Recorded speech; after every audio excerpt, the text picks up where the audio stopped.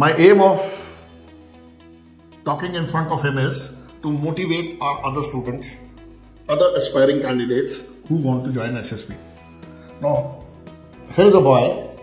He is from a Bihar, Champaran district. His early schooling was from a government school in a village. Am I right? Yes, sir. When he came to me, he was not good at speaking in English, either speaking or for that matter, even in his written faculty, his written expression was also not very good.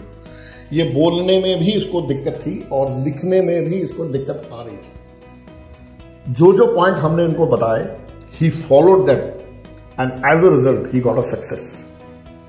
Now here is a boy who has studied in a village. He doesn't know English very well. अभी जब ये बोलेगा ना आपसे, आपको खुद पता चल जाएगा.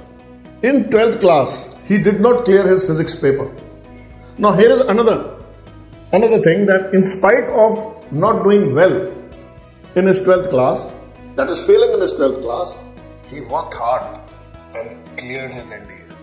Now this should be a lesson to all our friends who are aspiring to join defenses through NDA, that even if you are not good in English, you work hard, do your best.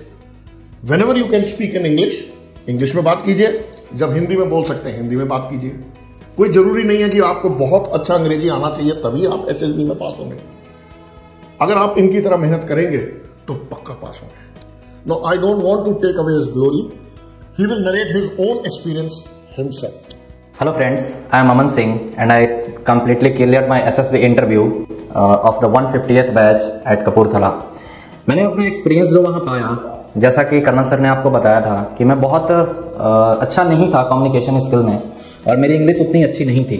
मैं यहाँ जब आया था तो कुछ नहीं था. मेरी राइटिंग कोई पढ़ भी नहीं सकता था. इवन सर ने खड़ा किया कि तुम ही पढ़ के सुना दो, मैं भी नहीं पढ़ पाया था. मैं बोला था सर कल सही करके लाऊंगा. तो ये हालत थी मेरी राइटिंग में बहुत ज़्यादा इंप्रूव हुआ, इंग्लिश लैंग्वेज में बहुत ज़्यादा इंप्रूव हुआ. सर ने हेल्प किया कि हाँ तुम अगर छोटे सेंटेंसेस बनाते हो तो तुम्हारा इंग्लिश इंप्रूव हो पाएगा और अच्छा खासा तुम उसमें कर पाओगे. कर्नल सर ने एक बात बताया था कि कभी भी जो आपका एक्टिवनेस है वो छोटे बच्चों की तरह होना चाहिए. वो कंप्लीटली सही निकला कि हाँ आपका जो एंथुजियाज्म है, जो आपका हर्ष और उल्लास है, वो एक छोटे बच्चे की तरह होना चाहिए, हमेशा एक्टिव, और वो एक्टिवनेस चेहरे से आपकी झलकनी चाहिए. कर्नल सर ने बहुत ज्यादा मेहनत किया, सिंगल मतलब पकड़ के, और कर्नल सर को मैं बहुत ज्यादा थैंक्स कहूंगा.